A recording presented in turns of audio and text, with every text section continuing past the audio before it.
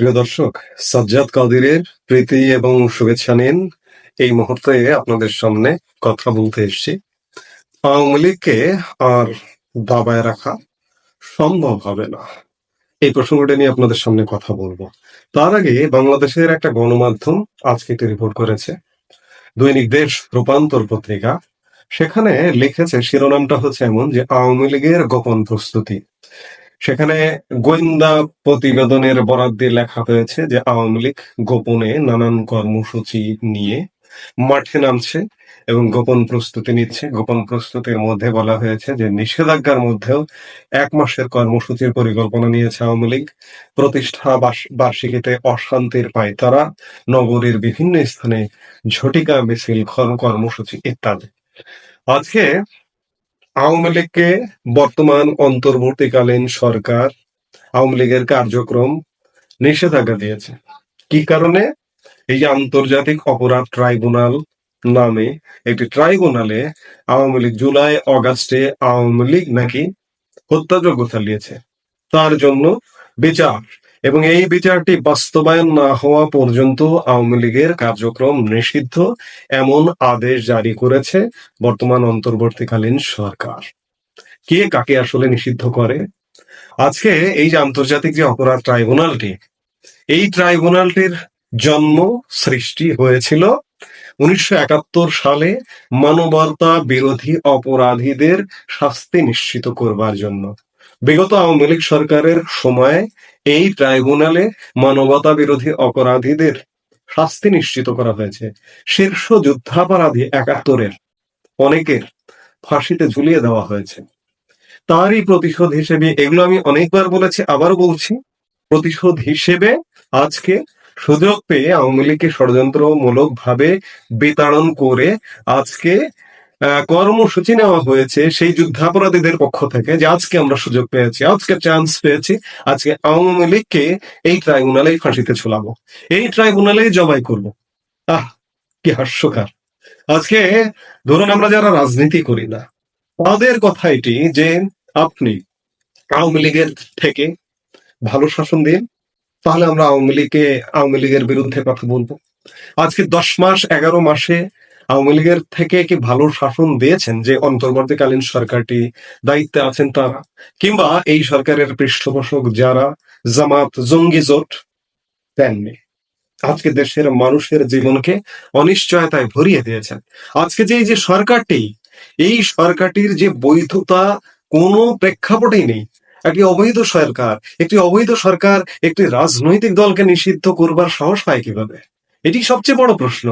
বিগত সময়ে আওয়ামী লীগ সরকারের কথাই যদি বলি, আওয়ামী লীগ সরকার এক জামাতকে নিষিদ্ধ করতে ১ লক্ষ বার মনে হয় ভেবেছে তাদের কর্মকালীন সময়ে, তাদের ক্ষমতাকালীন সময়ে। ১ লক্ষ বার ভেবে তাও শেষ পর্যায়ে এসে আওয়ামী লীগের পতনের ৩ দিন আগে জামাতকে নিষিদ্ধ করেছে, তাও আবার কিছু উগ্রপন্থীর পরামর্শে। আওয়ামী লীগের সাথে আমি বলবো জোটে, আওয়ামী লীগ ১৪ দলীয় জোটে কিছু উগ্রপন্থী বামপন্থী রাজনৈতিক দল আছে, তাদের পরামর্শে জামাতকে নিষিদ্ধ করেছে। যাই হোক, নিষিদ্ধ করেছে জামাত, সেটি একটা ভিন্ন প্রেক্ষাপটের রাজনৈতিক দল, কারণ বাংলাদেশের স্বাধীনতা, মুক্তিযুদ্ধ মানে না এটা। এখানে ভনিতার কিছু নেই, এখানে অ্যাক্টিং এর কিছু নেই, অভিনয়ের কিছু নেই। এটি একটি না মানা একটি দল। এই যে ভারত পাকিস্তান যুদ্ধ যখন হলো, সংঘাত হলো, যুদ্ধ তারা বলে না, পূর্ণাঙ্গ যুদ্ধ, এই সংঘাতের সময় আপনারা জামাতের রূপ দেখেছেন। এই সংঘাত সময়কালে মে মাসের ৭ তারিখে যখন সংঘাতটা হলো, সেই দিন জামাতের আমির ডক্টর শফিকুর রহমান ফেসবুকে স্ট্যাটাস দিয়েছিলেন। আপনারা একটু সেই স্ট্যাটাসের নিচে গিয়ে দেখুন যে জামাত সমর্থকরা কতটা পাকিপন্থী। পাকিস্তানকে এত ভালোবাসে। আমি বারবার বলি যে পাকিস্তানকে এত ভালোবাসে, পাকিস্তানের প্রতি এত প্রেম, এত ভালোবাসা, অথচ পাকিস্তানিরাও জামাতিদের ভালোবাসে না, পছন্দ করে না। বাংলাদেশের জামাতকে তো পছন্দ করে নাই, পাকিস্তানেও জামাতের কোনো অস্তিত্ব নেই। আজকে সেই জামাত আওয়ামী লীগকে নিষিদ্ধ করবার প্রধান ভূমিকা, এই সরকারকে দিয়ে প্রধান ভূমিকায় অবতীর্ণ।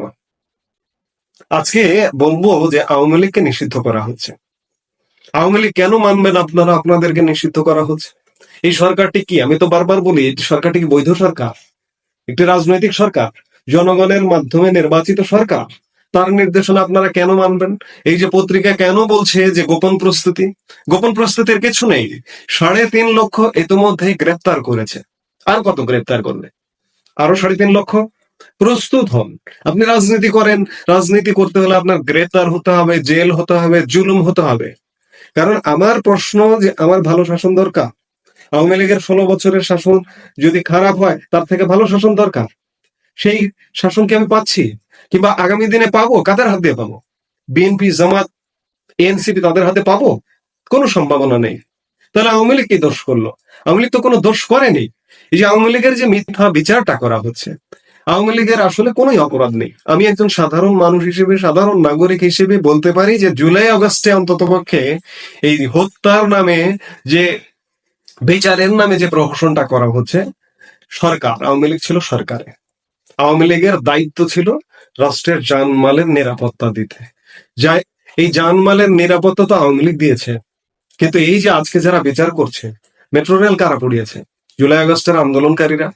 বিটিভি ভবন কারা পুড়িয়েছে? জুলাই আগস্টের আন্দোলনকারীরা। সরকারি বিভিন্ন স্থাপনা কারা পুড়িয়েছে? মানুষকে কারা মেরেছে? যে অস্ত্র পুলিশের হাতে থাকে না, সেই অস্ত্র দিয়ে কারা মেরেছে? পুলিশকে কারা মেরেছে? আজকে বিচার হওয়া উচিত কার, কাদের?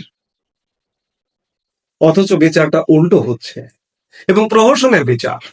আজকে 1 বছর হতে চললো, আমরা 11 মাসে অবস্থান করছি। আজকে আওয়ামী লীগকে এসব গোপন টোপন না, প্রকাশ্যে প্রস্তুতিতে বের হতে হবে।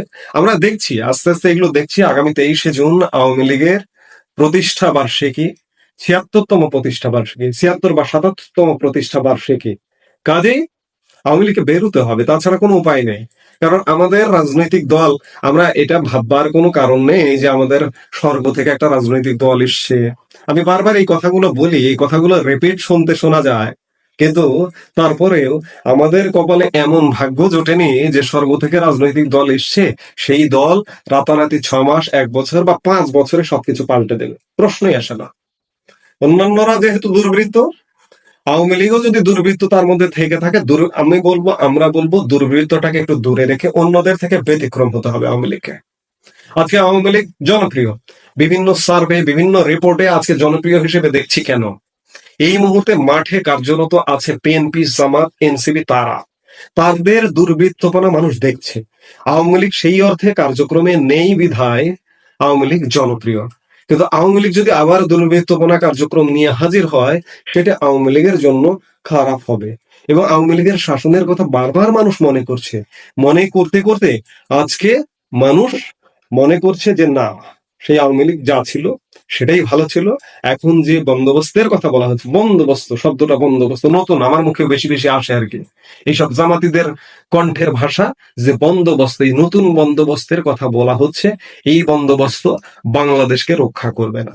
কাজেই আজকে আওয়ামী লীগ, যদি রাজনীতি করতে হয় আপনাদের মরতে হবে, জেল খেটতে হবে, অনেক কিছু, অনেক কষ্ট সহ্য করতে হবে, করে বাংলাদেশকে রক্ষা করতে হবে এবং নিজেদের শুদ্ধ হতে হবে।